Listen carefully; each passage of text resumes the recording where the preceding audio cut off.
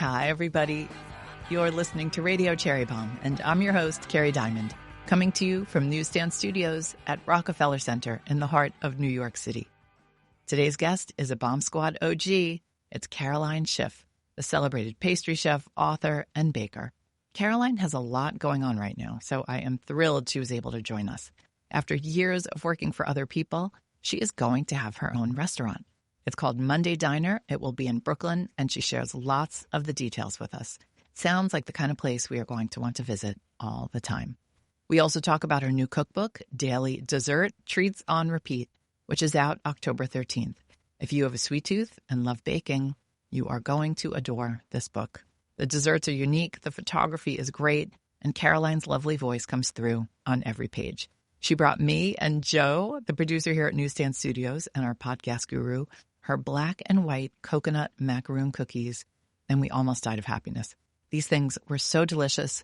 They were also basically the size and weight of baseballs. Amazing. Caroline and I also talked cats, of course. We're both cat ladies, what she's been up to this summer, and the fun project we just did with Mila. Stay tuned for my chat with Caroline Schiff. Quick Cherry Bombe housekeeping. Cherry Bombe House, our next big event, is happening September 9th through 18th here in New York City. It's 10 days of events, dinners, meetups, so many things here in New York's meatpacking district. Tickets will be on sale soon for the different events, but first up is my talk with Olivia Tiedemann, one of the coolest chefs around. You might know Olivia from social media and the content she shares from her life as a private chef. I have learned a lot watching her cook and cannot wait for her debut cookbook, which is titled Eat Like the Rich. She and I will be in conversation on September 14th at noon. Tickets include our talk, a signed copy of Olivia's book, some bites from the book, and access to the cafe run by our friends at Square. Visit cherrybombe.com for more. And Caroline, who you're about to hear from, is doing a special event as well. So keep an eye on our Instagram for that ticket announcement. Today's episode is brought to you by Mila.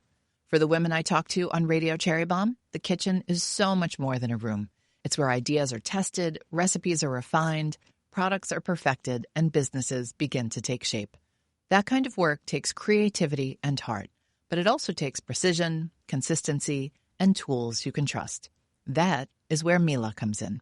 For generations, Mila has created high-performance kitchen appliances designed to support the people who care deeply about what they make and share. From the first test to the final result, Mila helps bring great control, confidence, and craftsmanship to every step of the process. That spirit is at the center of All Heart, a Cherry Bombe and Mila series celebrating the chefs, founders, and creators building something meaningful in their kitchens. We chat with the celebrated pastry chef Caroline Schiff, today's guest, about her upcoming restaurant and baking book. Star food stylist and author Mariana Velasquez talks about hosting and gathering with the people you love. And chef and entrepreneur Mariam Ishtiaq shares how she created a company inspired by her family. What connects the three is the love and intention they put into everything they do, and how much their lives are centered around the heart of their homes, the kitchen. Discover more from Mila and the All Heart series at milausa.com. Now, let's check in with today's guest. Caroline Schiff, welcome back to Radio Cherry Bombe. Thank you so much for having me. I am so excited to talk to you. Me too. I'm so excited to talk to you. We've known you for so long. I know. And, not to get all Taylor Swift, but you are about to start a really significant new era in your life. I don't think anybody has ever compared me to Taylor Swift. That's absolutely crazy. I mean, love her. Yes. New book coming out in October 13th. It's called Daily Dessert because, everything always happens at once. Opening a restaurant called Monday Diner. I have so many questions about both things. I'm ready. But also want to talk about summer. It is still summer. Yes. My brother Rob the other day was like, summer's not over. Labor Day goes all the way to September 7th. He was like, we have almost a full month left. And I said, that's a good reminder because I feel like either you come home from vacation or you see all the days slipping away. You're like, oh, summer's over. But you still have all this time in front of you. I know. It's amazing. And I'm getting out of town a little bit, but I know the fall is going to be the busiest fall of my life. So I'm trying to kind of take it easy. Well, let's talk about summer. Have you been able to go away at all? I have been. I took a trip to Mexico, which was gorgeous. I went to a small town on the coast in Yucatan with a friend. It was like the most laid-back little town, no tourists, stunning beaches, and very low-key. So that was really nice. And then I've been kind of... Wait, I have to ask about the beaches, because yes. you and I are both freckled girlies. I know. And the second I step foot on a beach, out come the freckles. Mm-hmm. So I've always got the hat, the sunglasses, the umbrella, the, SPF of 100 plus, whatever. What do you do? Because you burn like crazy too. I burn and I freckle a lot. I happen to love my freckles, but I know we have to be careful. And my problem is I love the sun, but it's not great for us. So I really I try to do high SPF. I try to reapply. When you come out of the water, reapply. And did you like your freckles as a kid? Not really. Not really. And kids, anything that makes you like a little different, like kids will make fun of. So it's like freckles, my hair, like I got picked on a little bit, and adults would always say, when you're older, you're going to love it. And I was like, oh, no. And then they were so right. And I love them now. And girls pay to get freckles tattooed on their faces, which it's a thing now. The 11-year-old me couldn't even conceive of all these hot girls paying to have freckles tattooed on their faces. Totally. Amazing. Totally. It's amazing how things change. Did you read the book Freckle Juice by Judy Blume when you were little? Yes. Mm-hmm. Oh, my God. Yeah, all the Judy Blume books. All the Judy Blume books. So oh, my fun. gosh. I reread Forever. Oh. Yeah, because I was just so curious how it had dated. Mm-hmm. And sadly, it only felt dated in that women have had so many of their rights taken away from them that they had back then when the book came out. But anyway, I'm not going to derail this conversation with that. What did you eat on your trip? I'm sure you had some amazing food. Yes. It was super casual. We rented an Airbnb, so I would go to the market and buy like the most perfect avocados ever.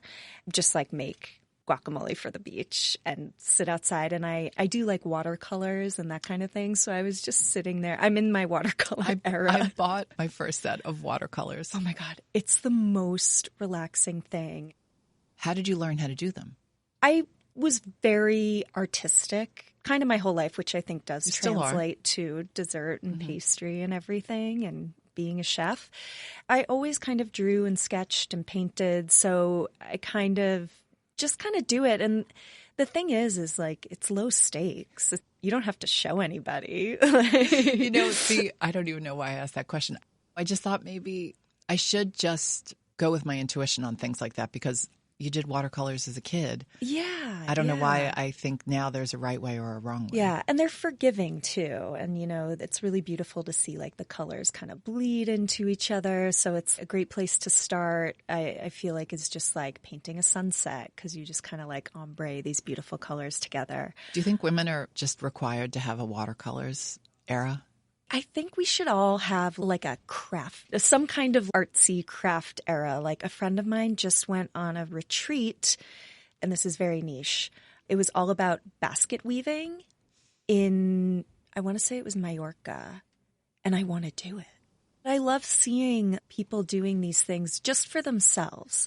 I see people on Instagram, they're doing their pottery and, I am my 10-year-old self, like making friendship bracelets and like charm bracelets and all of that kind of stuff. I find it so soothing and you're not doing it for anybody else but yourself. And it's such a outlet. And again, it's low stakes. Like, you know who's the queen of that, who we pretty much shout out on every episode these days?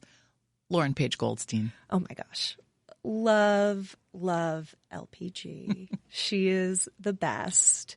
And I feel like the last time I saw her, she was wearing some like amazing beaded, just fabulous crafty necklace. And she's such a style icon. She's such a style icon. But she's also doing her pottery. She's cooking. She's weightlifting. She's doing all these things. She's amazing. She's amazing. Are you subscribed to Cherry Bombe on Substack? If not, head to cherrybombe.substack.com and sign up. It's like our very own online magazine. We've got lots of great free content, recipes from folks like Caroline Chambers, newsletters, profiles, There's also a paid tier that gets you access to Cherry Bombe cover stories, like our Mother Joffrey cover story from The Vault that just went live, or our recent cover story on Jenny Wynn, founder and CEO of The Sports Bra. A monthly subscription is $6 per month or $55 per year. You can access Substack via your desktop, which is my favorite way, or through their app. Again, that's cherrybomb.substack.com. Hi, peeps. My name is Jessie Sheehan, and I'm the host of She's My Cherry Pie, the baking podcast on the Cherry Bombe Podcast Network. Each Saturday, I chat with the most talented bakers and pastry chefs around about their fascinating careers and signature baked goods. We go really nerdy on the tips, tricks, must-have ingredients, and go-to tools, and I get the inside scoop on how you can bring that professional-level baking magic into your kitchen at home. Don't miss my conversations with folks like Claire Saffitz, Justine Doran, Cheryl Day, Dame Prue Leith, Dory Greenspan, Carla Hall, and many more. If you love learning the science behind baking, or are simply a baking good enthusiast, this is the podcast for you. Find She's My Cherry Pie on Apple, Spotify, YouTube, or wherever you get your podcasts. And don't forget to subscribe so you never miss an episode. Okay, so you ate avocados. Did you yes. find any interesting baked goods while you were down there? Oh, yes. So and I apologize if I am going to pronounce this wrong. Mariquesa. Again, I really apologize for probably saying that wrong, but think of like a crepe. It's sort of made in the same way, like on one of those big flat tops. And then it gets filled with, it can get filled with all kinds of things, but it's commonly with some kind of cheese, like cream cheese or even like a shredded cheese, and then sweetened condensed milk. And then it gets folded up and you kind of eat it like it's street food. The crepe itself gets like crispy and it's delicious. Oh, it sounds so good. I never thought of cream cheese in a crepe. Yeah. Growing up. Yeah. Wow. There was that. And then I probably had a paleta every day. Coconut is my favorite. So we're going to talk about your new restaurant in a second. But Yes. You have this amazing book coming out. This is your second cookbook. Mm-hmm. Am I wrong in thinking this book is more reflective of the real you? I think so. Book? I think the first one was reflective of the moment in time that I think we all kind of COVID, Caroline. We all went through.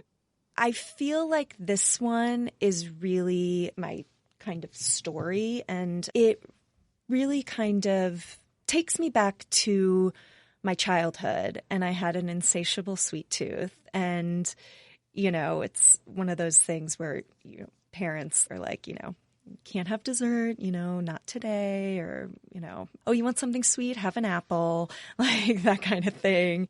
So it's sort of like, why can't we just have a little something every day? We don't need a reason. Of course, there are celebrations that we want to mark with, a big cake and all those things. But there's also, you can come home from work and just like make yourself, the first recipe in the book is one of my favorites, make yourself one giant chocolate chip cookie. It is really kind of about my love for a little something sweet, and then how it got me to my career as a pastry chef, coming full circle in a way. I think in New York and restaurant, just being a chef in general, it's constantly kind of like people are innovating and experimenting and trying all these new combinations and techniques. And you're kind of sometimes pressured to do that. And so I feel like for parts of my career, I felt like I wasn't necessarily making the desserts that I loved or wanted to make. It was more like, okay, this is what we should be doing. And we gotta, you always have to stay relevant and try something new, which is awesome.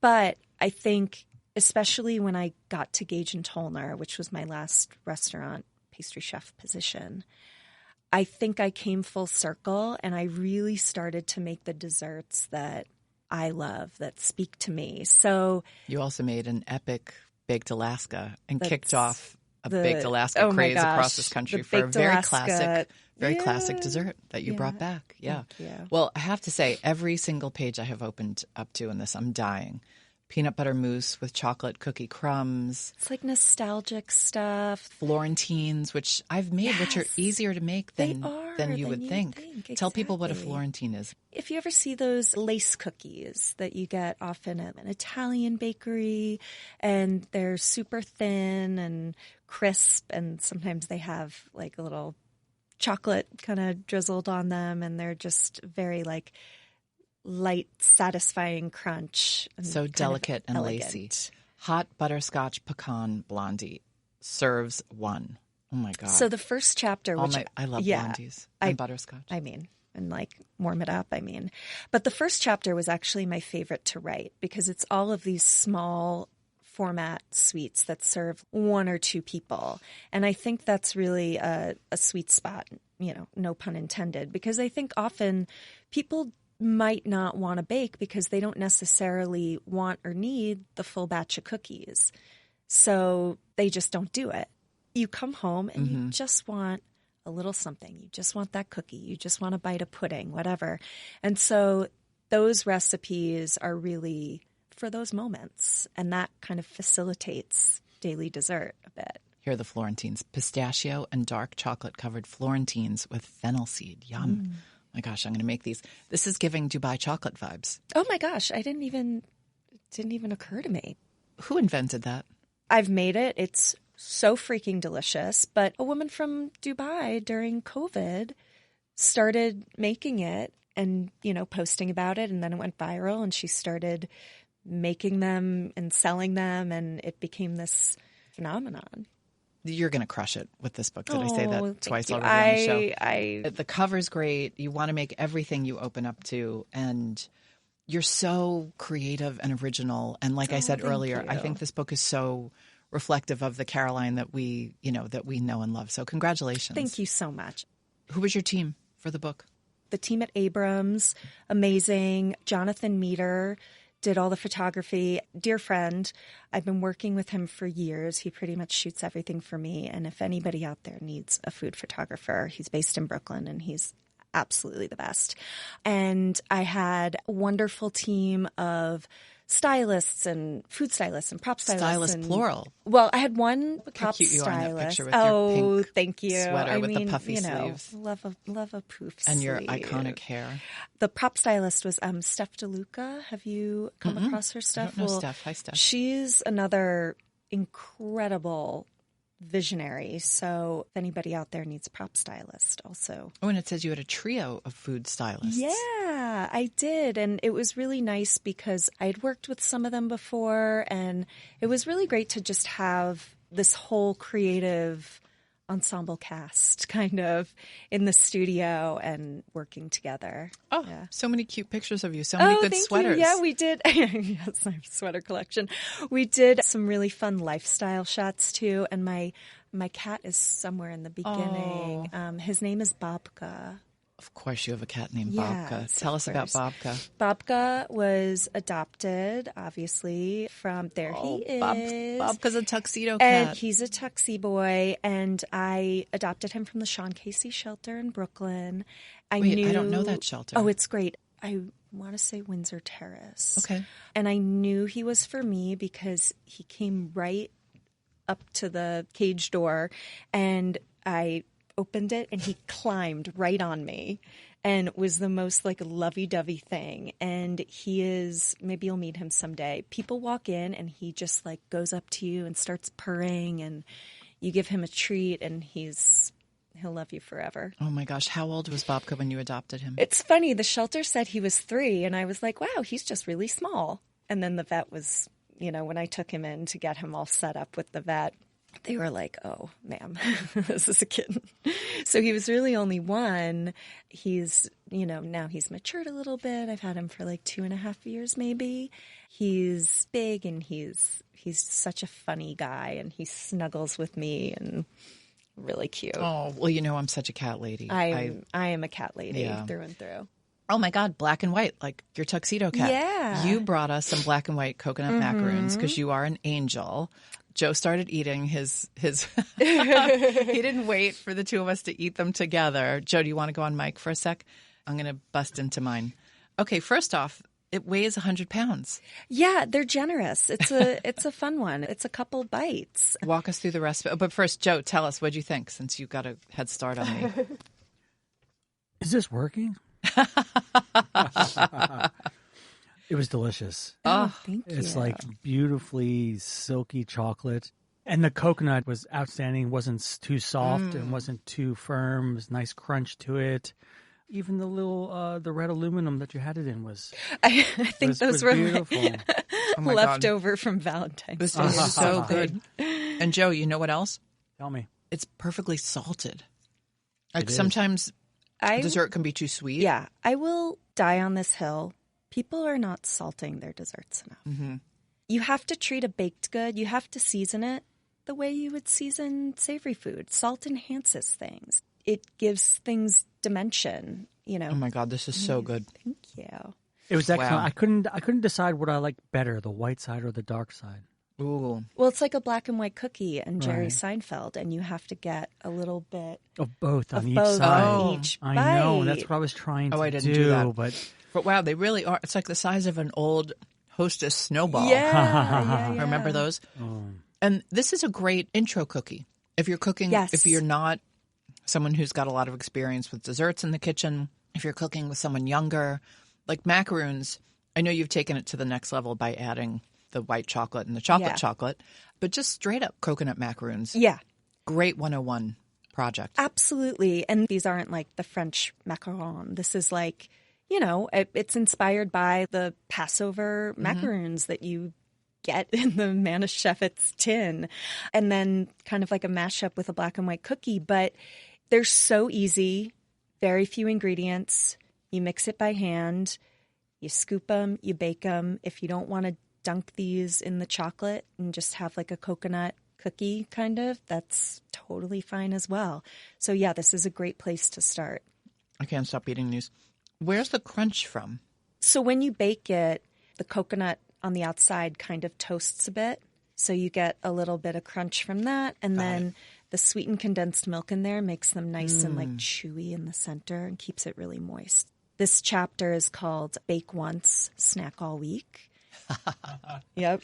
So you Or could bake just once, and if you have no self-control, snack all night. That would be me. yeah. Did you write a chapter titled that? Just for me? There are a lot of recipes, though. It's like, these will keep for a week, but you're probably going to eat it faster than that. If you have self-control. Well, thank you for bringing this. You are so darling to bring us a snack, and you brought it in the cutest box with the name of your book, Daily Dessert. I'm working with a designer making all like stickers and stuff. So hate to ask, because you're also opening a restaurant. I have learned over the years not to ask up-and-coming restaurateurs what date their place is opening, because it's like a curse. It is a curse. I went through this with being a part of the opening team at Gage and Oh my Tollner, and you know, everything with COVID delaying things, and Delaying just, it by a year. I mean, You guys were supposed to open on my birthday. Oh my God, in March March. 15th. Yeah. Got delayed a whole year. We all know what happened. So I've been a part of so many restaurant openings throughout my career, and I don't think I've got to move these macaroons really far away from any me, 'cause all you're going to hear on this episode is the sound of me chewing munching. cookies. That's the sign of a One last bite. Successful cookie. These things take so long, you know, and New York City is a really hard place to do it. The competition to find the right space. You think you have something, somebody else swoops in, they've got more money than you, all the permitting, you think you've got it all done, and then all of a sudden, you know, Department of Buildings finds something that, you know, needs to be addressed. So there's just... And then just getting your gas turned on. I remember at our gosh. restaurants, that was such a drama. Oh my gosh. It's really frustrating how difficult it is for small businesses. I think our amazing mayor we're is trying to make it easier on folks. mean, we're working. Yeah, I Yeah. think he's working on it. So, but that's all to say, we have a space, we have a lease. It's perfect. Do you have a sense of when you will be open? Yes, but I kind of, I don't want to like Don't say it jinx then. myself. Don't say it. No but jinxing. it's not no going to jinxing. coincide with it the won't. book. That was actually my question. Which Are you- is... two questions. Well, I still have a million questions for you. Do you have a partner in the restaurant? Yes. So my business partner was the general manager at Gage and Tollner. She started out as the AGM. She became general manager. She also was the wine director for a while. So she's like front of house. So you have a partner, which is wonderful. You're working on the construction right now. How's that going? You're not in jail. You haven't killed your contractor. They're fabulous. Oh, you're so actually. lucky. I mean, people complain about their contractors. We love our contractors. We have all the branding done, which I can't reveal yet, but cats are involved. Ooh. So, and it's called Monday Diner, just Yes. to tell you all again. Yes. Is there an Instagram account people can start following yet? Not yet. And thank you for reminding me. I need to set that up. Right. So by the time you hear this, people, go follow so it. I'm going to set that up. But yeah, and it's, Monday is a nod to the industry. Monday is a lot of times chef day off, just industry people. We don't get the Saturdays, the Sundays. We get the Mondays, we get the Tuesdays. So it's a nod to that. It's in a neighborhood where a ton of industry people live. Bushwick, right? Yeah, on Wyckoff, just off the DeKalb L. So it's very accessible. It's also a nod to the fact that it's an everyday place. And in a way, we're not trying to be the special occasion place. Yeah, how literal is the diner part of the name? It's real. And it's like, oh, it's Monday. Let's just go to the diner. Like, no big deal. Let's just go grab a sandwich, grab some dinner. Because diners are disappearing. I'm sure you know that. They are disappearing, but it's also been really nice to see a resurgence. And I think that we came up with this concept. I mean, at this point, it's been like 5 years, which is so crazy. And in that time, so many new diners have opened or, been revived. Kellogg's Diner is a great example of that. Within all of that, it's like there's no such thing as too many diners. Everyone agrees with you. That's not a hot take because no one will disagree. It's not a hot take. Everybody, there's no such thing. There's something on every diner menu for somebody to enjoy. What's your go-to diner order? Okay. Well, breakfast is the Greek omelet, home fries, and rye toast. The rest of the day, be it lunch, dinner, I want a grilled cheese on rye with Swiss, add tomato, French fries, and a pickle. Perfection. And I want mayo with my fries. Mayo and fries is the world's best combination. So that will be on the menu. People ask, is it elevated? Is there a twist? No, there's not. I don't think there's anything that you can do to improve upon a diner. I think it's about food that I want to make and eat every day that everybody else can see themselves in and they want to eat every day. But wait, I'm just going to say, having known you now for as long as I have, you can't resist a twist. There's going to be, I will tell you, I will hint at the twist. And it's going to appear on the dessert menu, of course. I kind of was thinking, okay, what's going to be the baked Alaska of the diner? Because the baked Alaska doesn't belong there.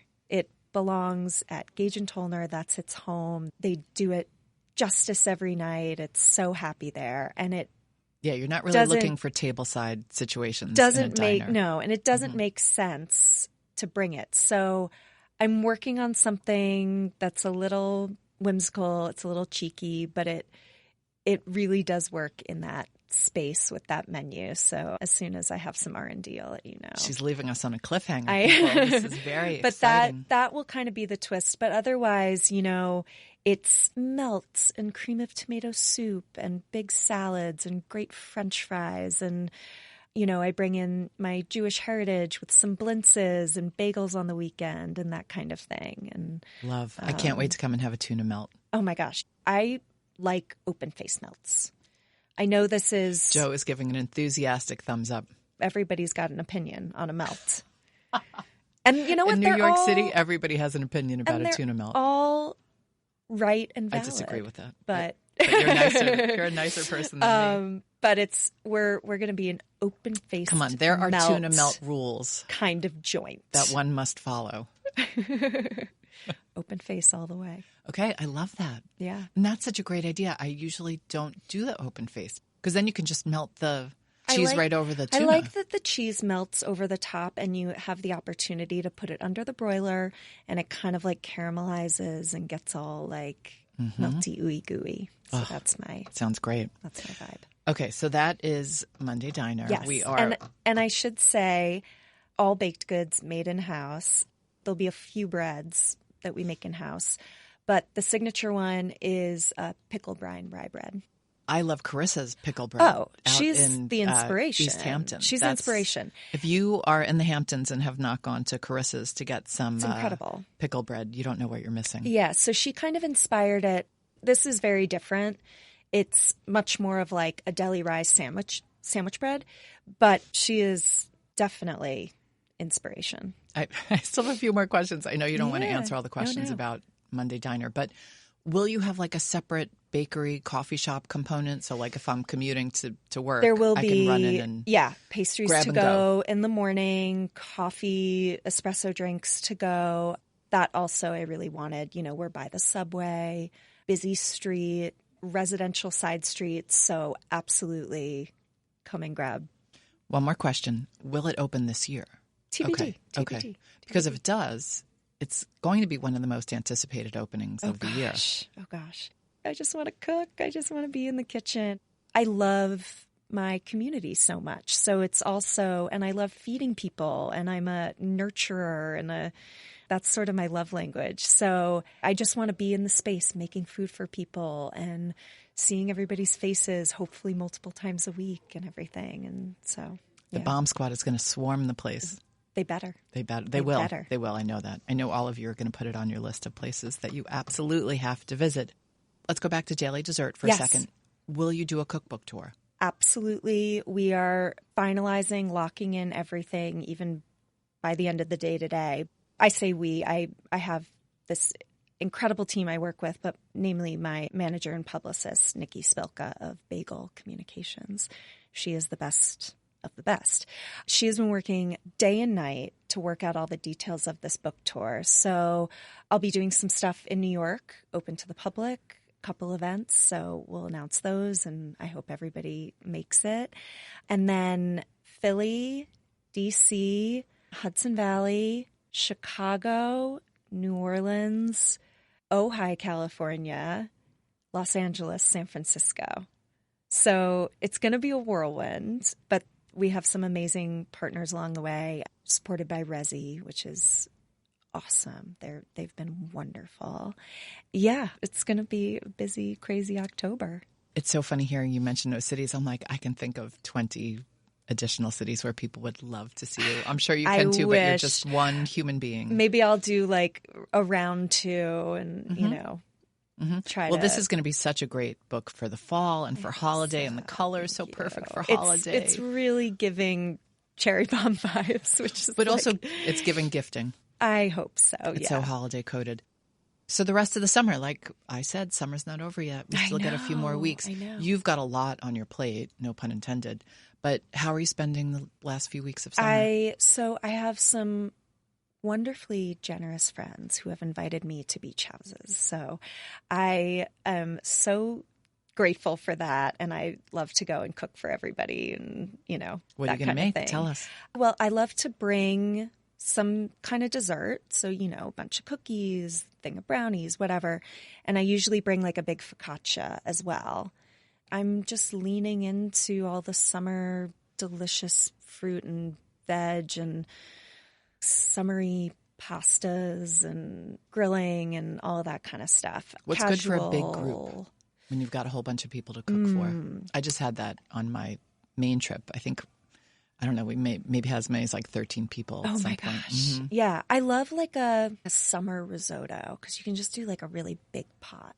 I find it very soothing to stand there and be stirring and like no people, surprise. Everybody comes and talks to you and you're drinking a glass of wine as you do it, ideally.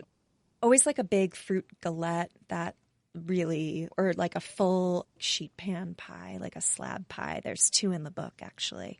There's a raspberry rosé wine galette in there, which is one of my favorite recipes. But yeah, so I'm kind of doing some long weekends at friends' beach houses, and then very lucky my family has a weekend cabin in Bucks County in Pennsylvania. And so it's beautiful down there. It's gorgeous.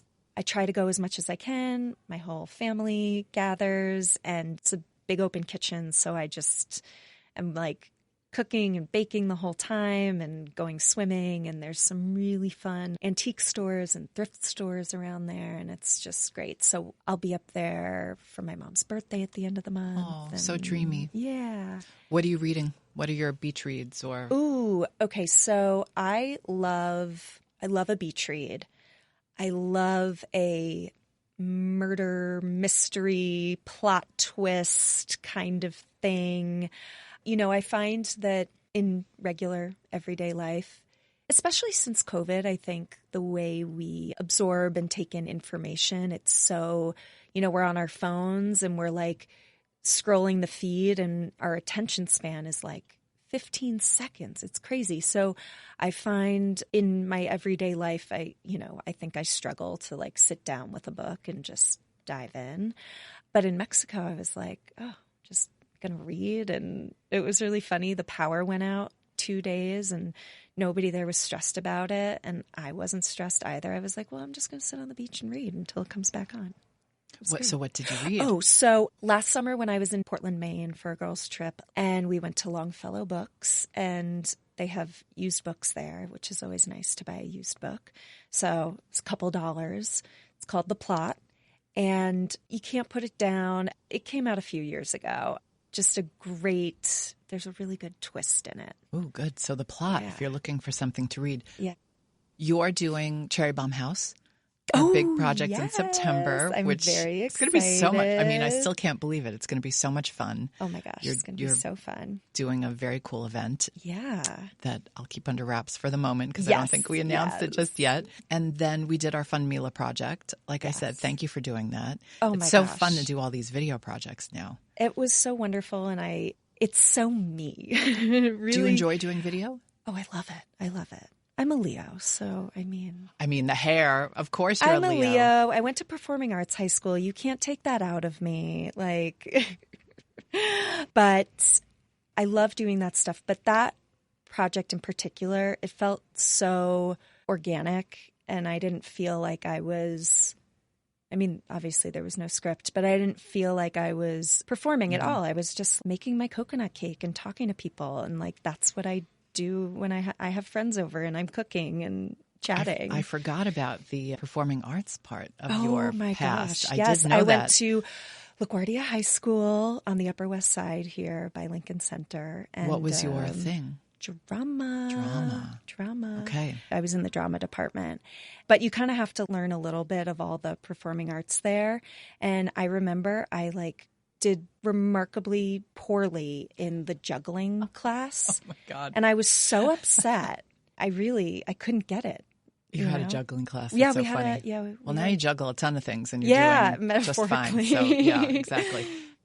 All right, babe, we've run out of time. I'm so sad. I could talk to you for chat with you forever. Forever and ever. I'll ask you the last speed round question. Okay, ready. And I don't know what your answer is. Oh, if you had to be trapped on a desert island with one food celebrity, who would it be and why? I was thinking about this, and I'm very, very lucky that she actually blurbed my book, Dory Greenspan.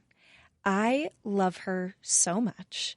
Every time I see her, usually at a Cherry Bombe event, she is this fabulous energy, this positivity, and I think she would just be so fun. And, she goes back and forth between Paris and here, and what a legend.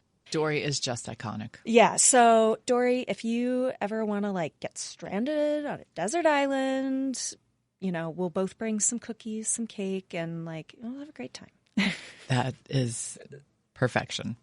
Who wouldn't want to be trapped with you and Dory Greenspan? I know. Everybody's invited. Let's just all go. We'll turn it into an event, right? Yes, exactly. Oh my gosh. Anyway, I'm so sad to say goodbye. Well, good luck with everything that's coming up. Thank you and so much. And if we can help you in any way, we're here for you. You are so supportive. The Bombe Squad is the best, and I hope you'll come to all the things. Oh, I will be at all the things. No doubt. Me and Lauren Page Goldstein will be there. Anyway, enjoy the rest of your summer. You're the bomb. You too. You're the bomb. That's it for today's show. Our theme song is by the band Tra La La. Joseph Hazen is a studio engineer for Newsstand Studios at Rockefeller Center. Our producers are Catherine Baker and Jenna Sadu. Our executive assistant is Bridget Pittman. And our head of partnerships is Rachel Close. Thanks for listening, everybody. You're the bomb.